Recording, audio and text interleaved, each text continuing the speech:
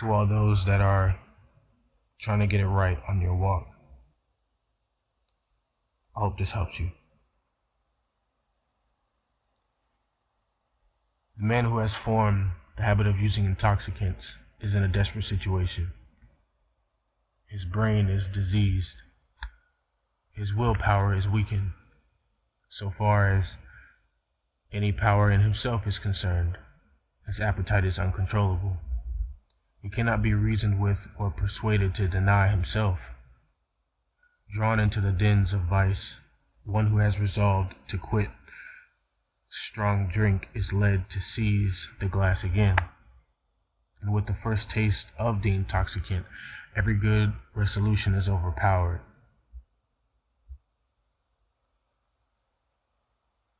Everything of his will is destroyed.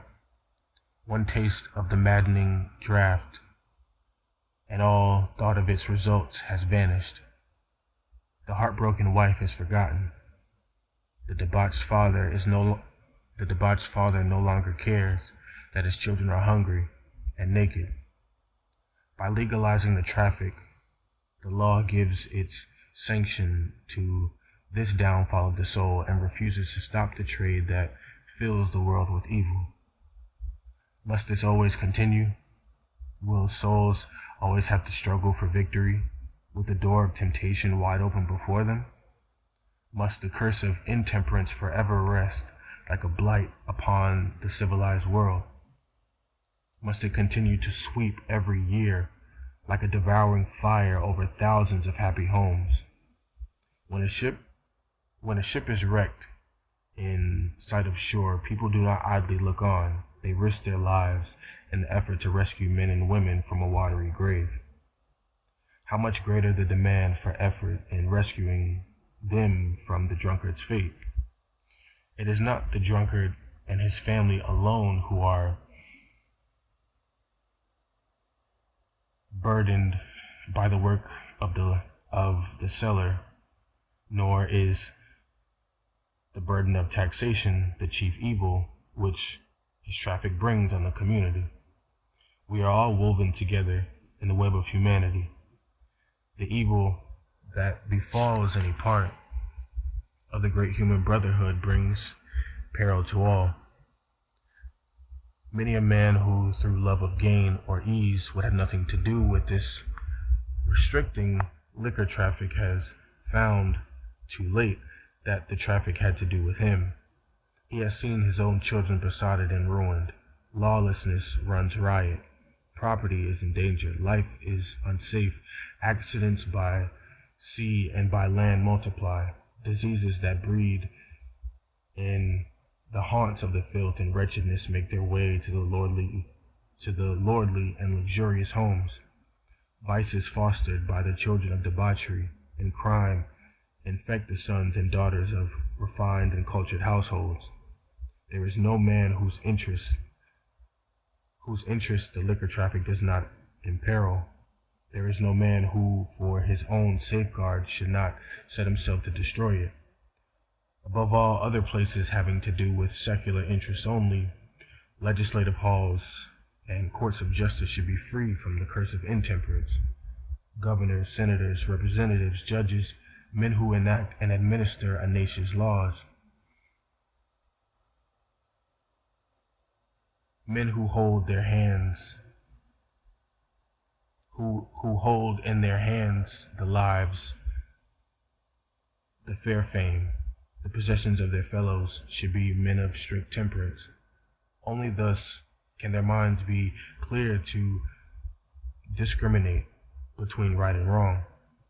Only thus can they possess firmness of principle and wisdom to administer justice and to show mercy. But how does the record stand? How many of these men have their minds beclouded, their sense of right and wrong confused by strong drink?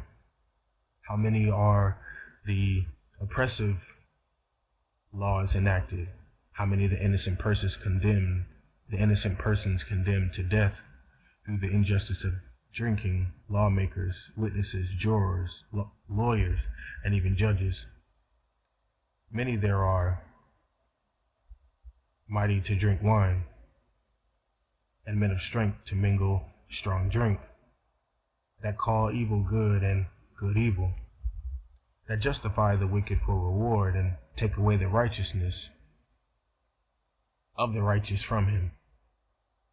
Of such God says, woe unto them, as the fire devoureth the stubble, and the flame consumeth the chaff, so their root shall be as rottenness, and their blossom shall go up as dust, because they have cast away the law,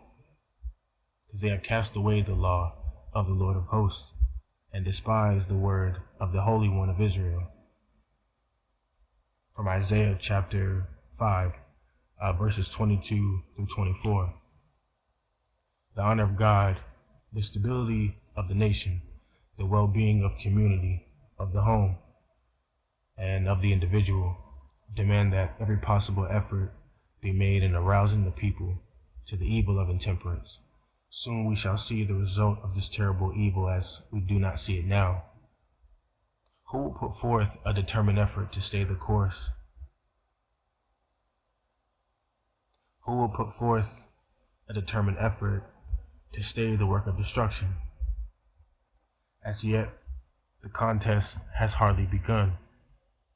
Let an army be formed to stop the sale of the drugged liquors that are making men mad. Let the danger from the liquor traffic be made plain, and a public sentiment be created that shall demand its prohibition. Let the drink-maddened men be given an opportunity to escape from their thraldom. Let the voice of the nation demand of its lawmakers that a stop be put to this infamous traffic. If thou forbear to deliver them that are drawn unto death, and those that are ready to be slain, if thou sayest, behold, we knew it not, doth not he hath pondered, the heart considereth, and he that keepeth thy soul, doth not he know it? And what wilt thou say when he shall punish thee? Referenced in Proverbs chapter 24, verses 11 and 12.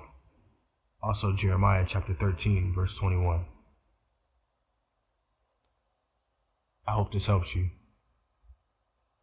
Thank you for listening.